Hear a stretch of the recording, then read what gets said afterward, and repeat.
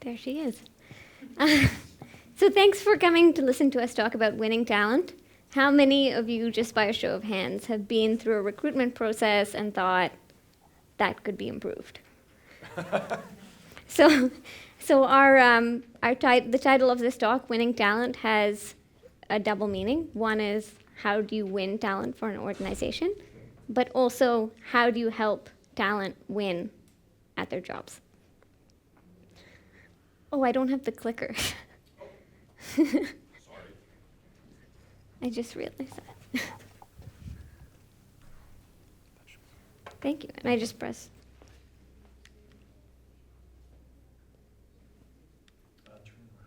Oh, sorry. Perfect. So, Ontario, where we both live, is the most populous province in Canada. We are 14 million people, and we represent about 40% of Canada's population. Ontario is the traditional territory of Indigenous peoples, including the Mississaugas of the Credit, the Anishinaabe, the Chippewa, the Haudenosaunee, and the Wendat peoples. And it is also where 50% of new immigrants settle every year. It's also home to the capital, Ottawa, and the city where we both work, Toronto. Why am I telling you all this? Because we work for the Ontario Public Service, or the OPS. We say that because we love our acronyms. And if any of you have worked in any large organization, I'm sure you have your own set of acronyms. We are a big, big organization, the largest employer in the province, 65,000 people, and we have jobs in every single sector. And some of the jobs you might predict: policy analysts, communications advisors, administrative assistants, and some not so well known. We also hire biologists, conservation officers, and even bear management technicians. But when it comes to recruitment, we have a massive challenge. Our recruitment system is badly outdated. It doesn't have the functionality we need it to have for a modern recruitment. And the functionality it does have, we don't always use because it slows down the entire system. And so that's what we're here to talk to you about today. Devika and I work for the Policy Innovation Hub. We are a tiny team that sits in Cabinet Office, and we partner with ministries to solve government's wicked and sticky problems. And my team was really excited that we were showing the slides so that you would see all of their smiling faces as well. We both have expertise in service design, and so we were really excited when our partner ministry approached us to do some user research to look at the recruitment system. They wanted to replace the actual IT system, and they asked us to look at what are the pain points and what are the user needs that a future system should have. And we saw this procurement as an opportunity to expand the scope of this project. If we were going to be talking to all the HR branches, why not look at the recruitment system more holistically? And so we were able to convince this partner ministry to expand the scope. Now at the Policy Innovation Hub, we obviously do service design, but we also do strategy, strategic foresight, and systemic design. And while our projects may fall under one of these practice areas, we borrow from all of them in order to solve the many wicked problems that governments are being asked to solve. We find it useful to draw on multiple frameworks. So if there's something we want you to take away from this talk, it's how might we extend the value of service design by combining it with other ways of thinking. And we're going to do this through a case study. Awesome. So we started, as all service designers do, we started by speaking to as many people as we could. And we spoke to a lot of people. So we spoke to more than 500 people and had upwards of 50 one-on-one interviews. We used both focus groups and interviews as our methods to engage with our users. And a few interesting things that we discovered. So the average age of the Ontario Public Service employee is 46. the average age at retirement is 61 years old, and 22% are or will be eligible for retirement in the next 5 years. So that's almost a quarter of our workforce. By one popular estimate, 65% of children entering primary school today will ultimately end up working in jobs that don't exist yet. So, how can we plan for roles that don't exist today? Governments are being asked to do more with less. The pace of innovation is accelerating, and governments everywhere do not have the same amount of time to keep up. So, how can we create maximum impact by keeping in mind some of these resource limitations? And lastly, through our research, we learned that managers have their own cognitive biases that come in when hiring. So, we wanted to design a system that allows people to recognize and limit their biases as they go through the process. Through this presentation, we'll be referencing three users. The first is recruiters. So they're the ones who support hiring managers throughout the recruitment process. The second are hiring managers, which are the people that are recruiting someone to join their own teams. And then are applicants, which are the ones that are applying to roles or looking for a new job. One thing about the Ontario Public Service is that we have many internal applicants looking to move around the organization. And sometimes that number is even higher than the jobs that are recruiting externally for talent. So both these processes need to be designed in tandem and need to be thoughtfully designed to be successful. So in order to set up these conversations, we use this visual on the left, which is called the recruitment funnel. And it's pretty standard for any organization. It outlines at a high level the journey steps for any recruitment process. It's basically what happens within each of these steps where it gets interesting. So the recruitment funnel starts with planning and attraction, which is basically when a team decides to recruit and develops their strategy to do so. It then moves on to application and screening. That's where candidates apply to jobs and then they're shortlisted. Then it goes through assignments, interviews, finally ending with the offer and onboarding process.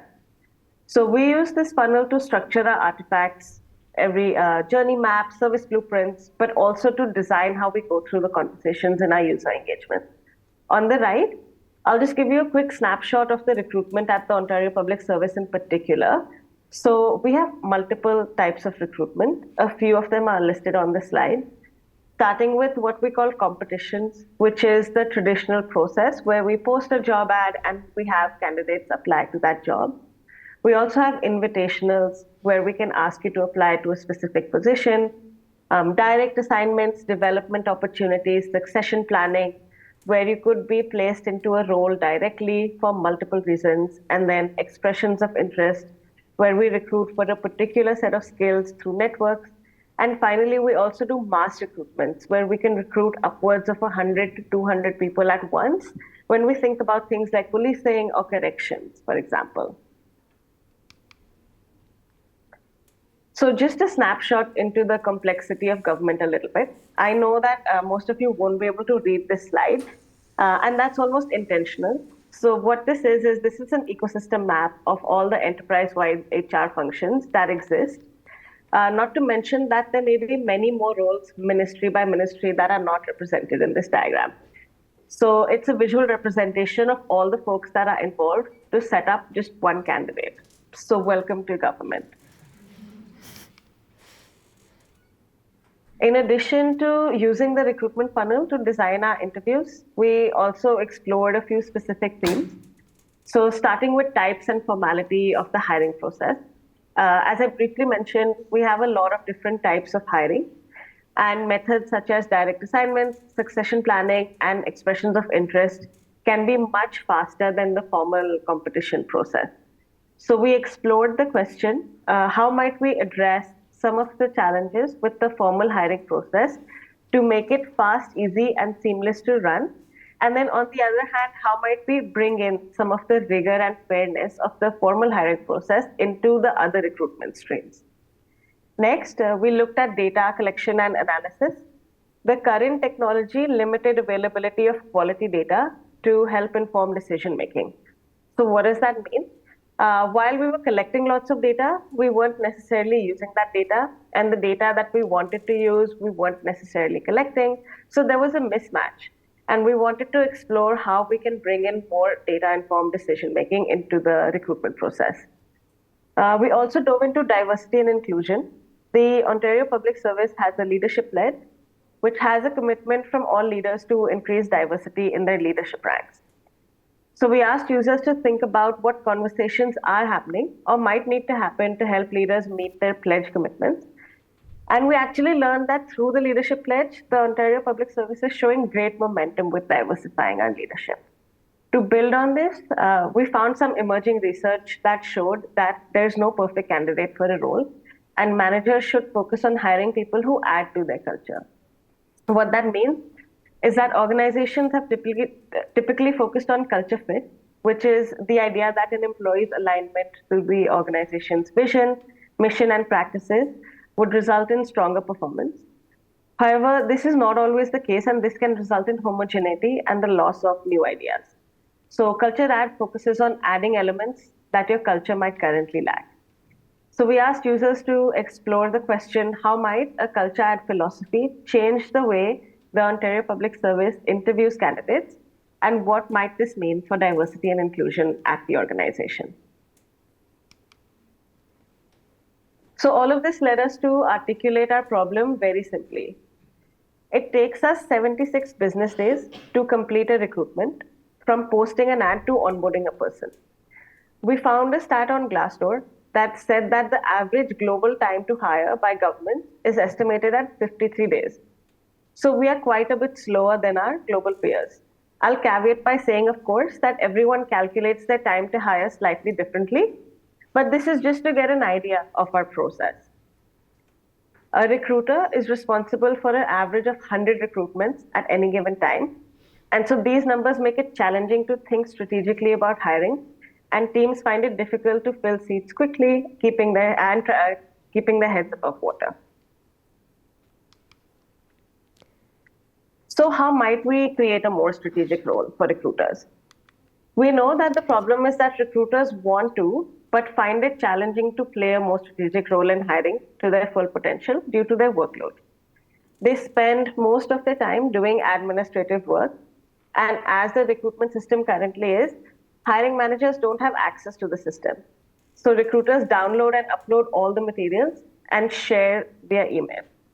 They spend most of the time triaging emails or answering HR-related questions, and even with having access to the HR system, they've had to make multiple workarounds in Microsoft Excel or Microsoft Access to get the functionality that they need.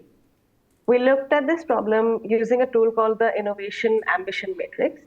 So this tool looks at the novelty of what an organization or team offers on its x-axis, and the customer segments or products on the y-axis. For recruiters, to move from their core business today, which is supporting hiring managers with administrative tasks, to a new space of talent strategy, we recommended we tighten their core by automating as many tasks as possible and providing other users direct access to the system. By freeing up their time, they can expand into adjacent spaces and start to provide recruitment guidance more holistically, which might be based on job area or job function rather than a particular vacant position. As well as they can become standing members of talent team meetings to proactively plan for talent needs along with hiring managers through the beginning of the process. Eventually, over time, they might morph their role to include more proactive data-driven recruitment, including things like where to post, how to attract candidates, and guidance on recruitment best practices, and identification and planning for the future scale requirements of the organization. Okay, so because the talent specialist has 100 ongoing recruitments at any given time, guess what? The hiring manager is the one that has to do most of the recruitment tasks. And I should specify this is for non-leadership recruitment. Leadership recruitment has much more support by recruiters. And so the problem is that hiring managers already have a full daytime job. So they end up doing recruitment after hours. And in Germany, and I'm using Germany as an example because we're in Berlin, there's a 3-month notice period. I think I'm correct when I say that. Correct me if I'm wrong. In Ontario, we have a 2-week notice period. So remember that number that Devika shared with you, 76 business days. That means a team is potentially short-staffed for 66 business days. And I also mentioned earlier that 50% of new immigrants are choosing to settle in Ontario. And yet, hiring managers are not good at assessing foreign credentials. So that disadvantages new immigrants who might be applying for OPS jobs. And then just like the recruiter, many, many manual tasks. So let's start with screening. When a competition closes, a hiring manager receives a PDF with all the applications in alphabetical order. Why alphabetical order? I don't know, but you're lucky if your last name starts with A. Oops, I don't know why that happened. Scheduling interviews is also manual, and notes are taken verbatim by the hiring panel during an interview. So often when an applicant goes into an interview, the hiring panel will tell them, sorry if I'm not making eye contact, I'm busy writing down everything you're saying. So not a perfect experience. And finally, when you get to the offer letter, that's also a manual process. And when we were thinking about this, we thought about Tesler's law of complexity. I don't know if you have heard of Tesler's law, but I was very excited to talk about this because this morning, in this morning's talk, one of the speakers said we need to move away from simplicity and embrace complexity, and this is something that we're going to talk about in this as well. So Tesler's law basically says that the total complexity is fixed in a system. So that means that hiring managers are holding so much of the complexity, and that really needs to shift back to the recruiters who want more complexity because they want a more strategic role. They definitely don't want to spend their time doing administrative tasks. And so that's what we tried to keep in mind when we were making recommendations for hiring managers.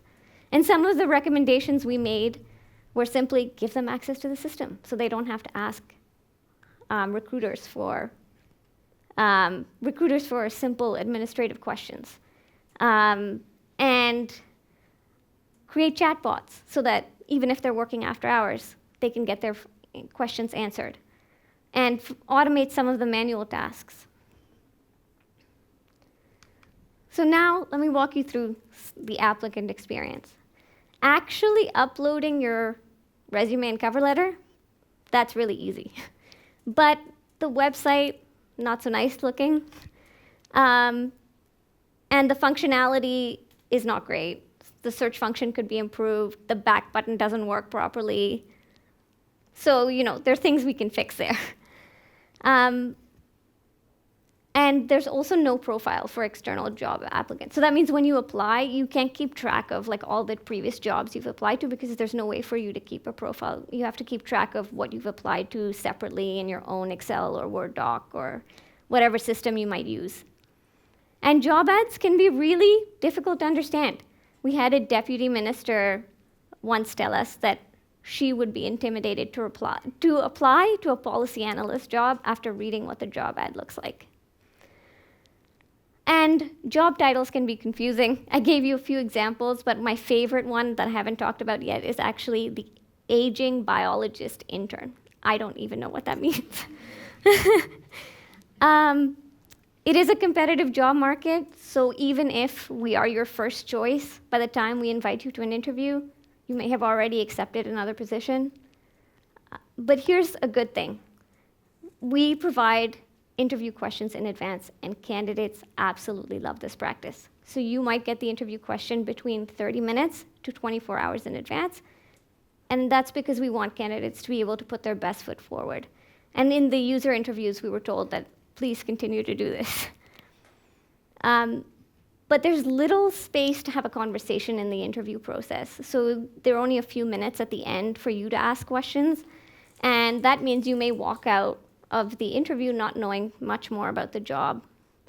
And while we have great examples of onboarding for, say, the student internship program, it really depends on the hiring manager, and it can often be a sink or swim experience. And so at the beginning of this presentation, I talked about scope. And I talked about how, we were able to expand the scope. So yes, we did make some system recommendations, improve the website, allow people to create a job profile, fix the search functionality. But we also were able to recommend a ton of process improvements, from rewriting job ads to creating a common onboarding process. And we wouldn't have been able to do that if we hadn't expanded that scope.